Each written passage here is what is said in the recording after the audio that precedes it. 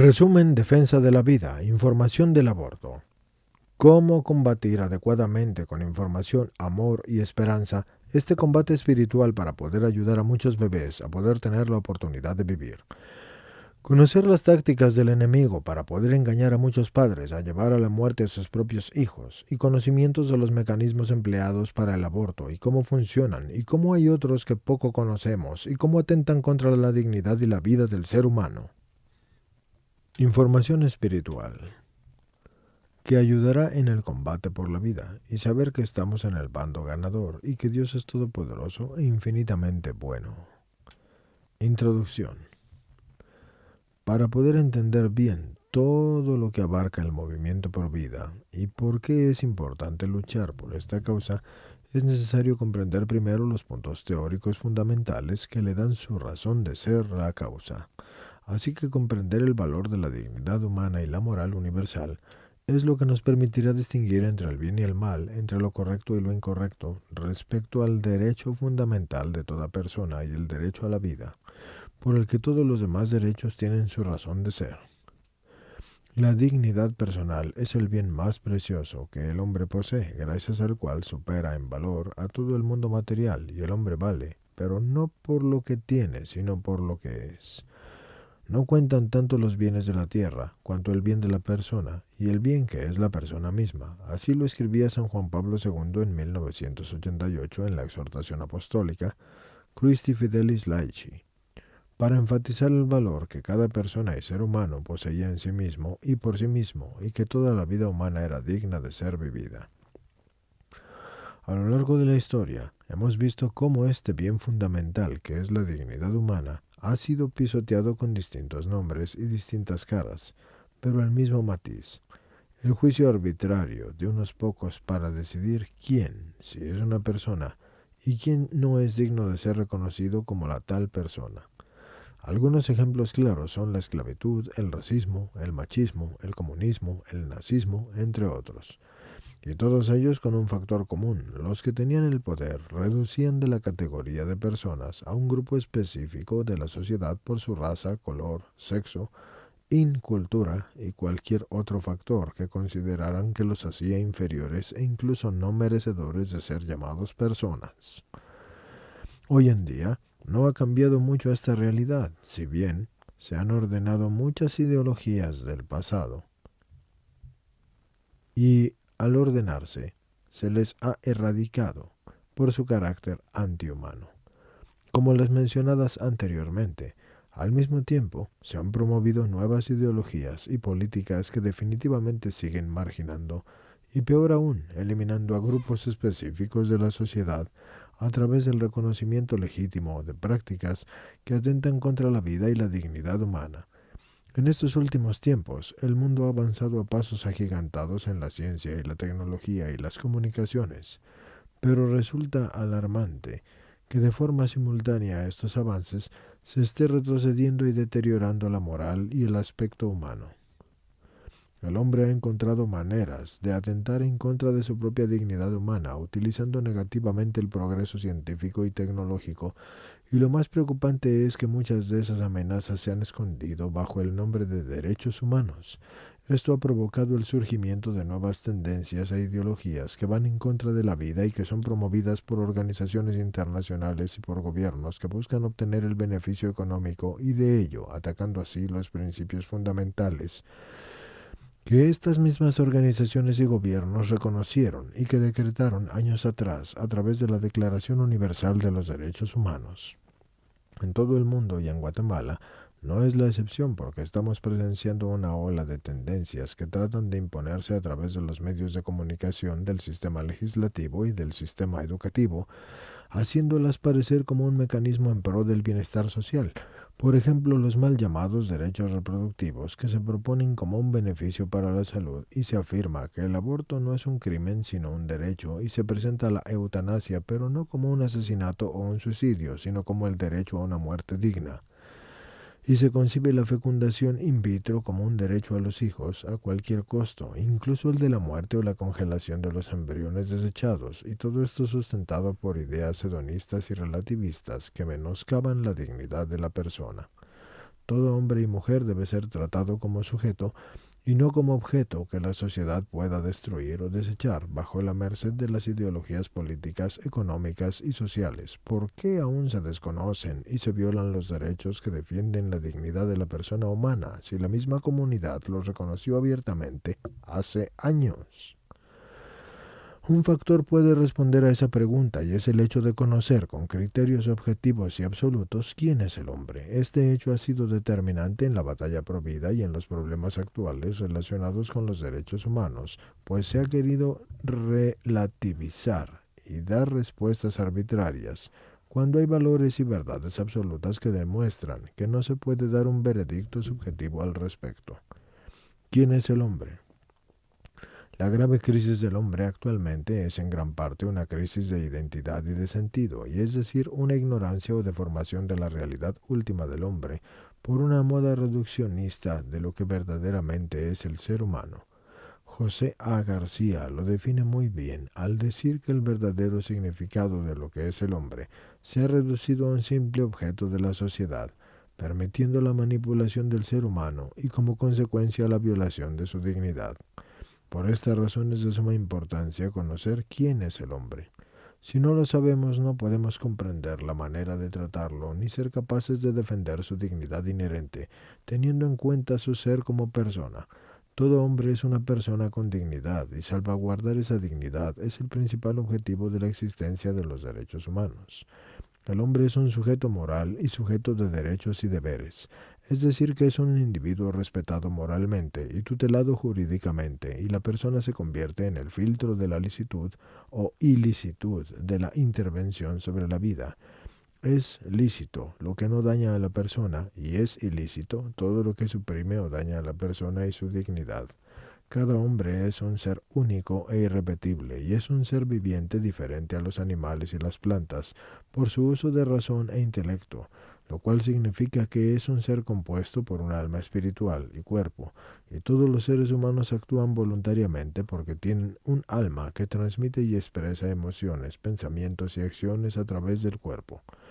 Por ello el alma es considerada como el motor de la vida al cuerpo. Carlos Lara dice que tenemos que tener todo muy en cuenta, pues de lo que se piense del hombre depende lo que se piense de la familia y de la sociedad y todo lo que conlleva, también del derecho. Lo que sí es necesario, con todo lo que conlleva, es acercarse al estudio del hombre con el amor hacia él y sobre la tierra y después de Dios. Nada hay más sagrado que el hombre y nada merece tanto, es decir, nada merece tanto respeto y tanta ayuda como el hombre. La naturaleza sustancial y accidental. Dios todo lo tiene planeado y no hay nada accidental, pero sí se usa la palabra para ilustrar conceptos. El hombre posee una naturaleza sustancial, la cual es permanente, es decir, que no cambia. El hecho de ser persona no cambia, desde que se es concebido hasta su muerte natural. Y posee una naturaleza accidental que sí es cambiante. El hecho de ser persona nunca va a cambiar desde su concepción hasta la muerte, porque seremos siempre lo mismo, pero no con las mismas características. Por eso sabemos que podemos llamar persona a un cigoto y también a un embrión, porque ya sea el embrión, el niño o el adulto, estos poseen elementos que al desarrollarse sin obstáculos, sabemos que van a conducir a la adecuación completa de la persona, es decir, o un niño o una niña, y es potencialmente un adulto, pero no potencialmente un ser humano, porque eso ya lo es desde su concepción. Juan Pablo II decía que la vida humana debe ser respetada y protegida de manera absoluta desde el momento de la concepción y desde el primer momento de su existencia. El ser humano debe de ser reconocido en sus derechos de persona, entre los cuales está el derecho inviolable de todo ser inocente a la vida. Salles decía que todo ser humano tiene 4 dimensiones sobre su comportamiento. La primera es la conciencia. El hombre vive en todo acto de pensar, decidir y obrar, es decir, que tiene inteligencia, libertad y voluntad. Todos los hombres se diferencian de los animales porque los animales poseen biología, pero el hombre tiene aparte su biografía y es capaz de controlar la vida por medio de la razón y de conducirse a su fin por su propia conciencia. El punto 2 es su relación con el mundo, porque el hombre es también un espíritu hecho cuerpo, y el cuerpo, más que ser solo materia, es una relación con el mundo y con los demás. El punto 3 es su relación con el otro, porque el hombre es un yo y el otro se le presenta al hombre, pero no como un objeto del mundo material que se pueda instrumentalizar, sino como un ser de igual dignidad que la suya. El punto 4 es la trascendencia, porque el hombre piensa en un futuro ilimitado y su tendencia al infinito en el fondo es una tendencia y una búsqueda de Dios mismo. De acuerdo a esto se entiende la importancia del alma humana. Sin embargo, muchas personas se preguntan cómo probar la existencia del alma, aunque el presente módulo no tiene la intención de describir esto. Y sí es necesario tener presente que muchos filósofos y antropólogos hablan de las diferentes actividades del alma para comprobar su existencia. De hecho, ¿seríamos capaces de amar y de pensar y de sentir si no tuviéramos un alma y tuviéramos solo un cuerpo y fuéramos solo materia? Algo puramente material podría aspirar a las realidades inmateriales. Los seres humanos no amamos con el órgano del corazón, sino porque tenemos un alma espiritual y lo expresamos a través del lenguaje corporal, y nuestra alma espiritual no procede del cuerpo, sino de algo sobrenatural que es Dios, lo cual explica la inmortalidad del alma. De hecho, inclusive a través de la filosofía se afirma que un ser superior, en este caso Dios, dota de espiritualidad al alma, que posee dimensiones espirituales como el conocimiento intelectual, la libertad, la autodeterminación, la ética. Todo esto le permite al hombre actuar de acuerdo con el bien moral y captar el bien por medio de su conciencia, y esto nos ayuda a entender desde un aspecto racional el hecho de que somos creados a la imagen y semejanza de Dios. Conclusiones básicas. La naturaleza de la persona humana es la persona misma en la unidad del cuerpo y el alma, una unidad espiritual y biológica que forma un todo. Lo que nos hace valiosos como seres humanos es simplemente pertenecer a la especie humana. La dignidad humana es el valor de ser personal, cuyo valor radica desde sí mismo y para sí mismo. El ser humano se encuentra en constante desarrollo y es por ello que la defensa de la vida y la protección jurídica debe ser al instante en que el ser humano es y comienza a ser, porque el ser y el comenzar a ser se dan en el mismo instante. El hombre es capaz de encaminarse hacia su propio bien, pero si no reconoce su valor como persona, el mismo hombre atenta contra sí mismo y termina desconociendo los derechos inherentes que lo protegen. Es necesario reconocer que existe un fin último para el hombre y que todos sus esfuerzos deben dirigirse hacia esta propia realización como persona. El fin de toda persona es Dios siempre. La dignidad ontológica. Teniendo claros los conceptos fundamentales y racionales que nos aclaran lo que es el hombre, es ahora importante comprender la dignidad que ésta posee, porque como dice Robert Spielman, la dignidad humana es el valor superior del ser personal del hombre, y el valor del hombre no proviene de sus características físicas, sino del acto de ser que permite reconocer entre lo bueno y lo malo. Una persona es algo que es, y es eso por naturaleza.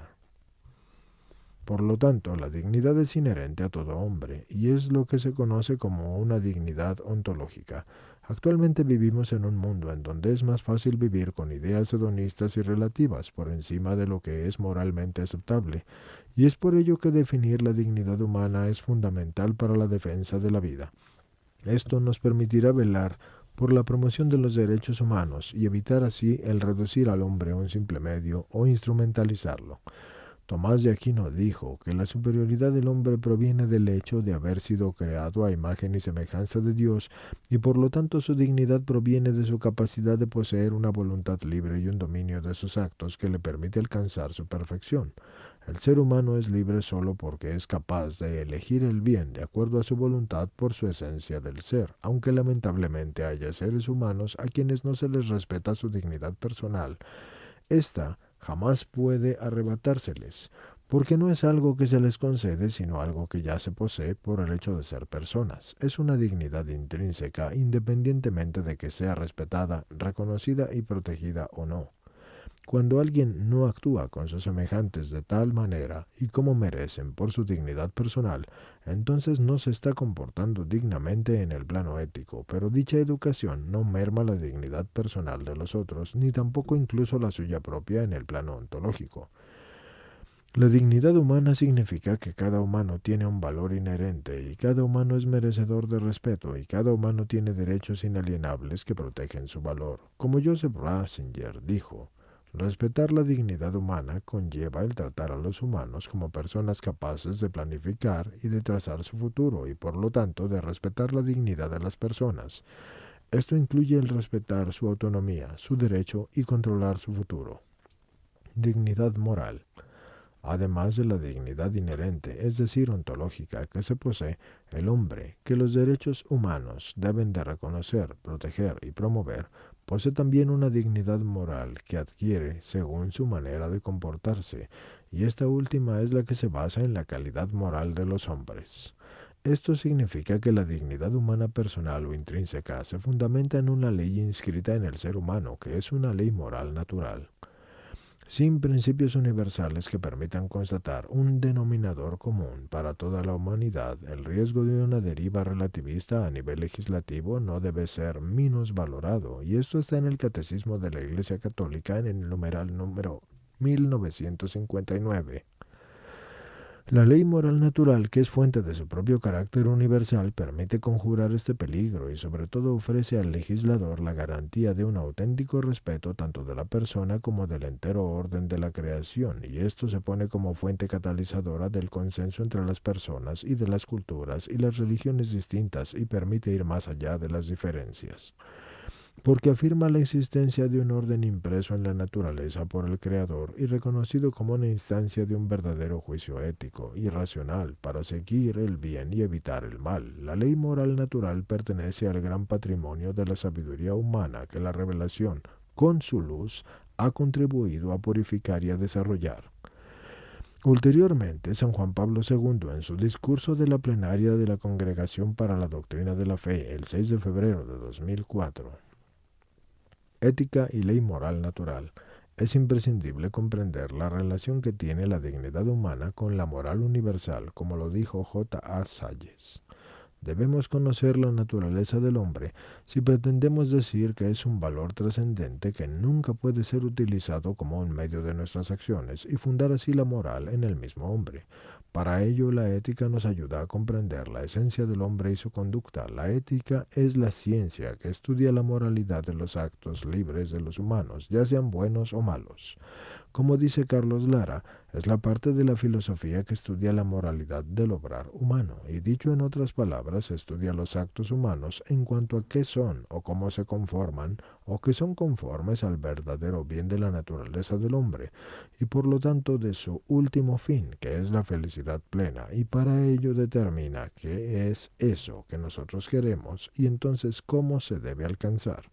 Además nos permite ver que los actos del hombre deben encaminarlo hacia su propia realización como persona y hacia su plenitud absoluta. Y en esto la conciencia moral de cada hombre y que cada hombre posee es lo que le va a dictar qué actos le llevan a la realización plena de su dignidad y cuáles no.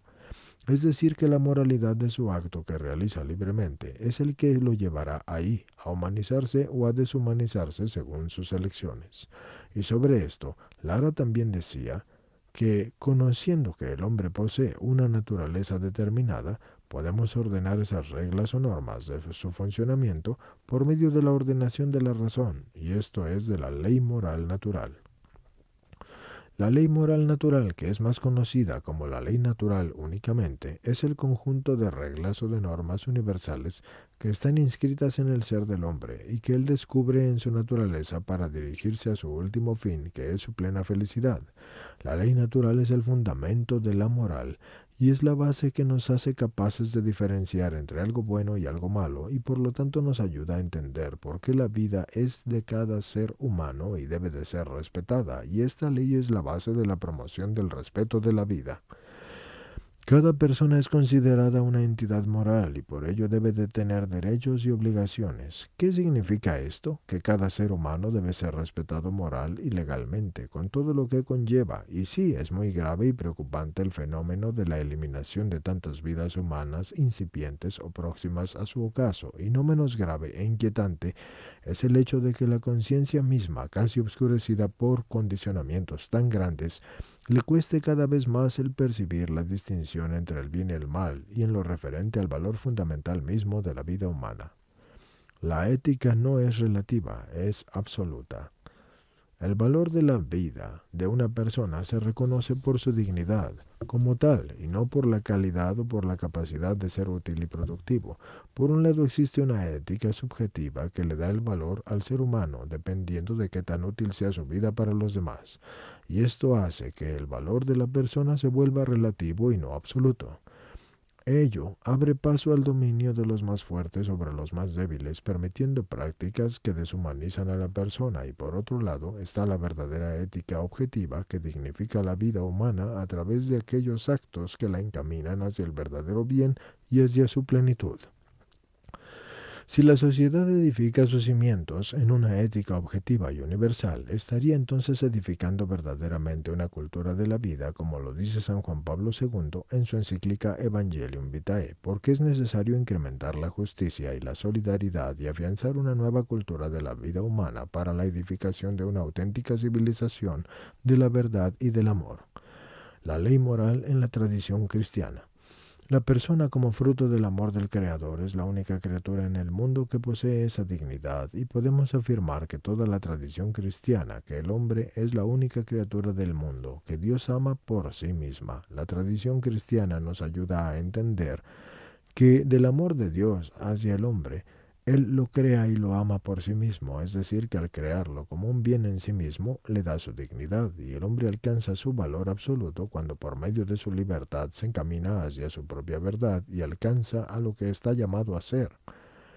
Como Natalia Moratala dice, la persona humana resulta pues valiosa absolutamente, no tanto por lo que ya es, cuanto por lo que está llamada a ser, teniendo siempre presente que esa llamada no es algo que se añade al hombre que ya está constituido, sino que es lo que le ha dado origen y lo que le ha situado en la posición ontológica y existencial en la cual se encuentra. Si el hombre rechazara los preceptos morales en sus actos que lo encaminan hacia la plenitud de su dignidad, entonces la conducta humana sería relegada a conducirse subjetivamente según la manera de concebir el bien de cada ser humano, y la ética se basaría en un utilitarismo o consecuencialismo, oprimiendo la verdad y la realidad del ser humano, que dejaría de buscar su plenitud absoluta. De acuerdo a la tradición cristiana, la ley moral fue primero inscrita en el corazón de los hombres basada en su naturaleza, es decir, la ley moral natural. Luego fue revelada por Dios a través de los 10 mandamientos, la ley moral antigua, y por último confirmada por Jesucristo, la ley moral nueva o divina, por medio del Evangelio y el Espíritu Santo. El Papa, como representante de Jesús, tiene la facultad de hacer las correctas interpretaciones sobre lo que es y lo que no es pecado para temas específicos. En relación al aborto, fue decretado el pecado mortal, y San Juan Pablo lo confirmó utilizando la ex cátedra, lo cual significa que no cambiará.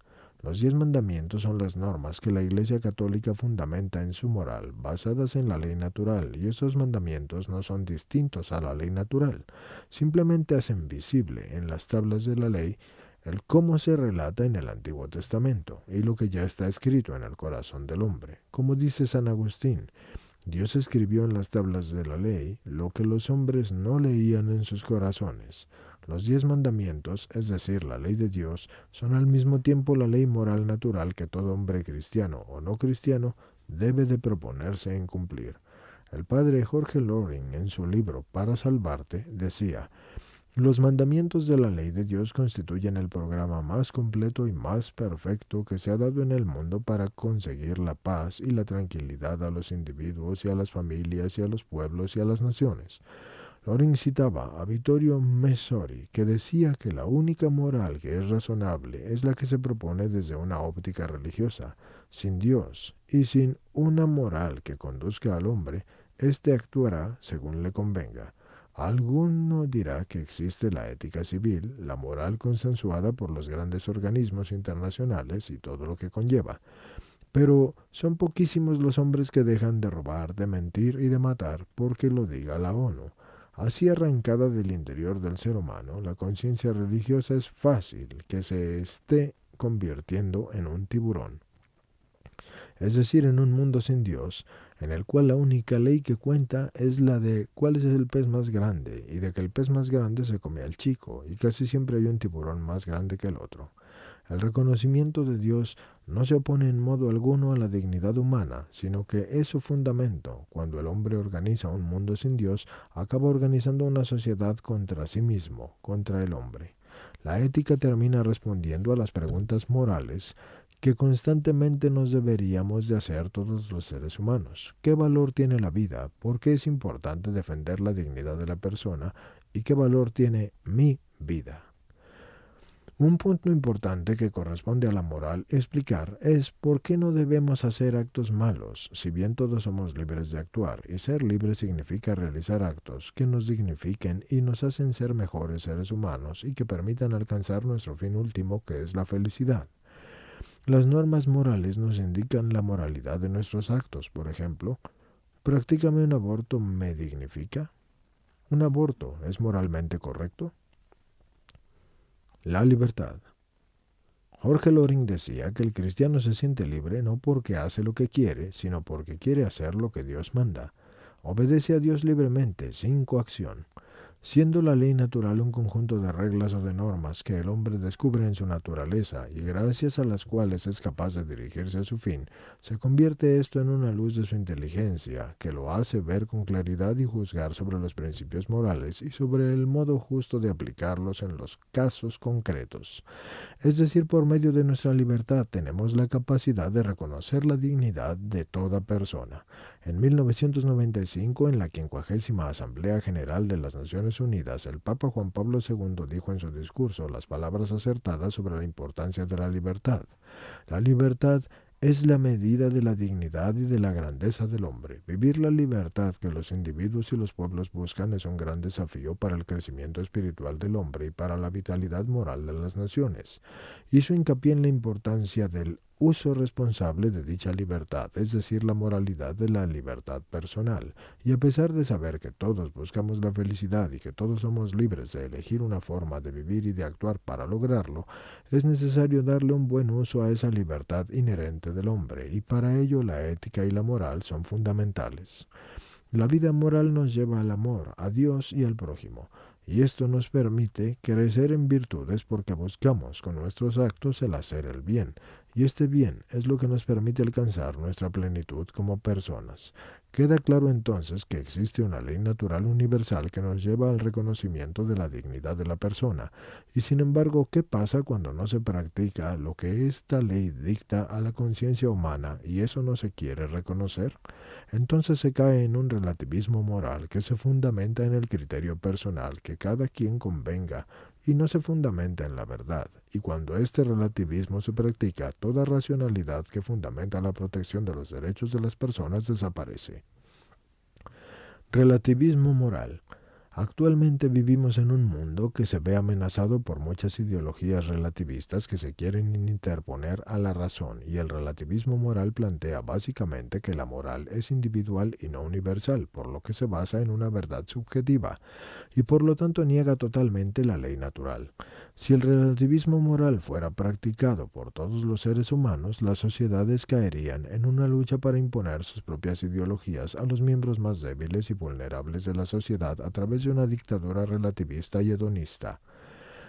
Lo más grave de esto es que destruye las bases nacionales que defienden los derechos de la humanidad, especialmente los de los más débiles e indefensos, y esta onda relativismo actual ha generado un alto impacto y ha repercutido en la práctica de los derechos humanos. Así lo explica Natalia López Mortala en su artículo que se llama El lenguaje universal de la bioética. El hombre autónomo se rebela contra el hecho de que debe a alguien la existencia y de ser una criatura a quien no le viene el dado cómo vivir en una forma de instintos, pero sí un instinto específico que es la ley natural. La pasión por convertirse en el dador del sentido a sí mismo y la realidad natural e imponer su verdad le lleva a rechazar esa luz de la inteligencia para entender cómo son las cosas y por tanto de cómo cumplir su tarea de vivir. Pierde su lugar propio en el universo y tal renuencia lo convierte en una fuerza destructora ciega. La declaración de la autonomía radical es el factor clave de la violencia de la cultura de la muerte y los mismos artefactos sirven para curar y para matar. La propia existencia queda encerrada en la búsqueda de soluciones técnicas a problemas que son humanos, como lo son las pastillas, porque sustituyen a las virtudes. El relativismo y el reduccionismo se convierten así en uno de los peores enemigos para la defensa de la vida porque dejan de lado el valor de la dignidad humana. Es abrumador ver la cantidad de vidas humanas destruidas por intereses privados, pero no menos preocupante es el hecho de que los seres humanos dejen de percibir la distinción entre el bien y el mal. Si el hombre no es capaz de reconocer el valor universal y absoluto de la dignidad humana y de la moral, corre entonces el riesgo de caer en cualquiera de las múltiples corrientes relativistas que existen actualmente y que pueden surgir en un futuro. Por eso es importante tener presente que la dignidad humana es la que fundamenta la existencia de los derechos humanos y no es un derecho en específico, sino el elemento que engloba y unifica los derechos del hombre. Esa dignidad se posee por ser hombre y por pertenecer a la estirpe de los hombres. Si la pretensión de pertenecer a la sociedad humana se relativizara y quedara al juicio de la mayoría, quedaría suprimida absolutamente también la idea misma de los derechos humanos. Y es por esto que en nuestra sociedad han sido necesarias las leyes que salvaguarden estos bienes absolutos pertenecientes a todo ser humano. La ley no ha creado los derechos de los hombres, sino que los reconoce y vela porque se cumplan y se protejan. Sin embargo, como aquí lo describía muy bien San Juan Pablo II, hoy en día se incurre en contradicciones sorprendentes en cuanto a los derechos se refiere. Después de la Segunda Guerra Mundial, el mundo vio necesaria la importancia de reconocer los derechos que eran inherentes a toda persona, para evitar así que la humanidad volviera a caer en las atrocidades que se vieron durante esta guerra, y con el fin de tratar a todos los seres humanos por igual, independientemente de la etapa de su desarrollo y de su estado de salud. La etapa embrionaria, la infancia, la adolescencia, la adultez o la ancianidad, las naciones de todo el mundo declararon lo que hoy conocemos como la Declaración Universal de los Derechos Humanos. Valores morales personales directamente adheridos a la persona. Está el valor de la vida, la salud física y mental, la seguridad frente a las acciones, la integridad física y psicológica, la justicia y el amor. Estos valores son como el alma de la bioética porque son derechos elementales que por justicia dan a cada quien lo que le pertenece. La Iglesia Católica y la procreación asistida. Ni la Biblia ni la tradición eclesial abordan esta temática como tal, y la primera toma de postura de la Iglesia sobre la procreación asistida tiene lugar en los tiempos de Pío XII, es decir, Eugenio Pacelli. El Papa se refiere a la inseminación artificial como fecundación artificial, descalificándola tanto si se realiza fuera del matrimonio como si dentro del mismo, porque lo mismo es si se realiza con semen del marido como si se procediera de un donante. De una u otra forma es moralmente ilícito. Esto se debe al elemento activo. El semen no puede procurarse por actos contrarios a la naturaleza, una referencia clara a la masturbación. Además, Pío XII subrayó que marido y mujer han adquirido por el matrimonio el derecho de ejercer plenamente su capacidad sexual natural en la realización natural del acto matrimonial, y que él mismo no les confiere el derecho a la fecundación artificial, justificado esto por el deseo de tener un hijo. Donum Vitae 236.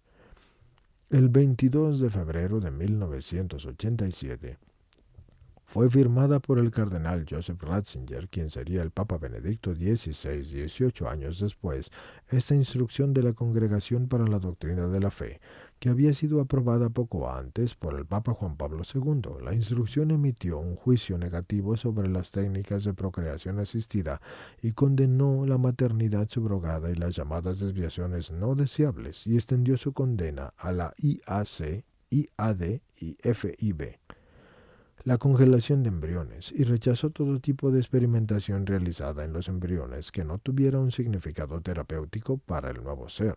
Aunque la DV no aborda el tema de la TUT, puede dejar abierta la legitimidad de esa técnica, pues los principios que presenta no sustituyen el acto conyugal, sino que facilitan la fecundación para que se dé de forma natural. La instrucción presenta una visión del ser humano como una totalidad unificada. La corporeidad es constitutiva de la persona, que se expresa y que se manifiesta a través de su cuerpo, y eso significa que toda intervención sobre el cuerpo humano afecta a la persona misma. Es importante aclarar que no se rechazan las nuevas tecnologías por el hecho de ser artificiales, sino por su relación con la dignidad de la persona, por el hecho de que el acto sexual es un acto inseparablemente corporal y espiritual. La unión conyugal debe realizarse respetando la apertura a la generación y a la procreación de una persona humana, que debe ser el fruto y el término del amor esponsal, por lo que se descalifican los métodos de la procreación asistida que son procreativos, pero que no respetan el significado unitivo del acto sexual. La vida no puede ser querida ni concebida como el producto de la intervención de técnicas médicas y biológicas, porque esto equivaldría a ser un objeto de tecnología científica. Por el contrario, toda la persona humana tiene el derecho a ser, y el resultado debe ser de una donación, y ha de ser acogida por el gesto de la unión y del amor de sus padres. Su origen no debe ser la consecuencia de la eficacia técnica mensurable según parámetros de control y de dominio. Se insiste en la inviolabilidad del derecho de la vida humana del ser inocente desde el momento de la concepción hasta la muerte. Sobre el estatus del embrión humano preimplantatorio, la defensa de la vida humana desde la concepción es el criterio ético fundamental en los problemas de diagnóstico prenatal y la experimentación e investigación con embriones, en donde el nuevo ser debe ser respetado desde su calidad humana. La instrucción afirma que no puede hablarse de un verdadero y propio derecho al hijo y que éste no es algo debido y no puede ser considerado como un objeto de propiedad. Solo a través de la referencia conocida y segura a sus padres pueden los hijos descubrir la propia identidad y alcanzar la madurez humana.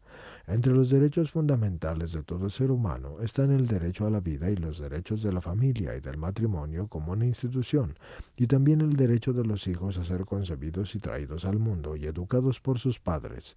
Esto lleva en concreto a rechazar toda legislación que admita el aborto o a convertir al embrión en un objeto de experimentación, los bancos de embriones, la inseminación post-mortem, la IA en la que se utiliza el semen de un donante que ya ha muerto, y la maternidad también sustituye, también los vientres de alquiler.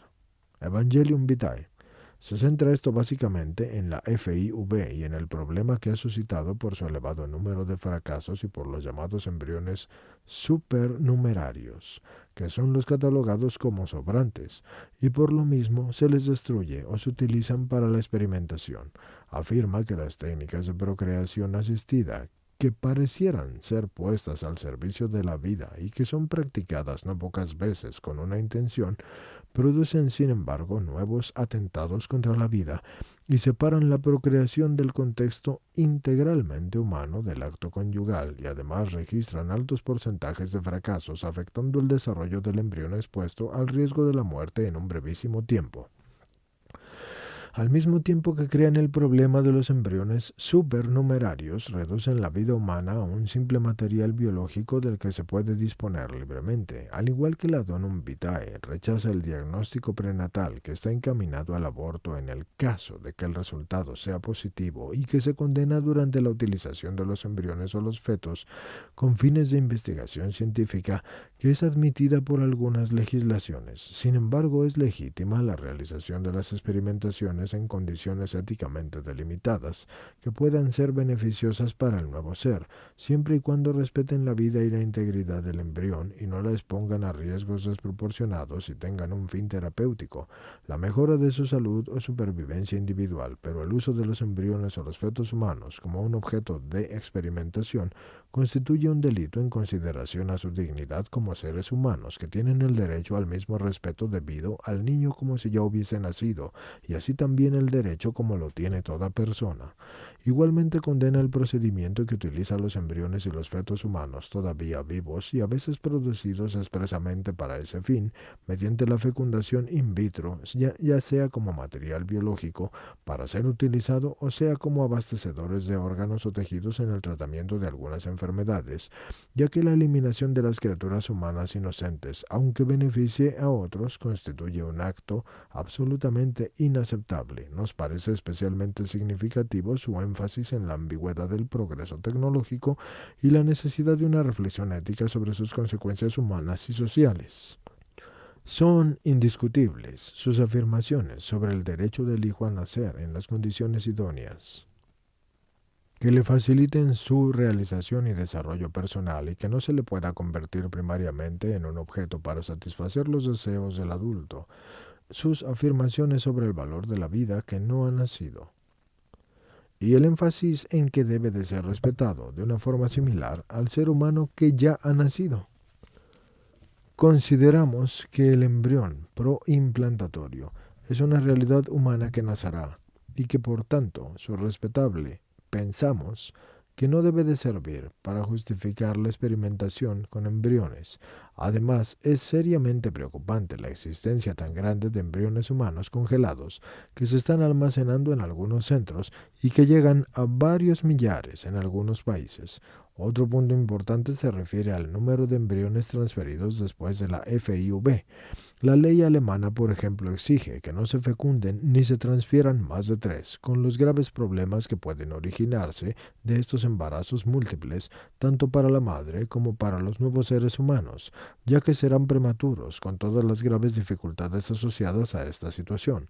Se está realizando en estos casos la llamada reducción embrionaria. Es un eufemismo que significaría la destrucción en el útero de los embriones que se considerarán sobrantes, y salta a la vista la inexatibilidad ética de esa práctica. Y debe de huirse en este tema de ciertos malabarismos reproductores. Por ejemplo, ¿tiene sentido que una mujer en la edad de ser abuela se convierta en madre de gestación? Respecto de la clonación, debe arguirse desde el derecho de cada ser humano a ser él mismo y no a venir al mundo programado o diseñado por los deseos o expectativas ajenas. Por una parte existe una amplia aceptación social del aborto, mientras que por la otra se realizan grandes esfuerzos, y por no solo económicos, para que una pareja pueda tener ese hijo tan deseado, y no se podría resolver eso último como un problema mediante una agilización de los procesos de adopción y la creación de causas de ayuda para las mujeres que desean recurrir al aborto. Cuando se presentan estos en los medios de la comunicación, las técnicas de procreación asistida, generalmente se habla de sus éxitos y se hace poca referencia a sus fracasos. Se ha escrito que especialmente en los casos de FIV, la vida de la pareja se centra de una forma casi obsesiva en su deseo de procreación y en las técnicas utilizadas, bloqueando otros aspectos de su vida. Se ha abierto una puerta hacia una forma de entender la procreación humana del futuro que puede ser técnicamente muy sofisticado, pero también sumamente empobrecedor.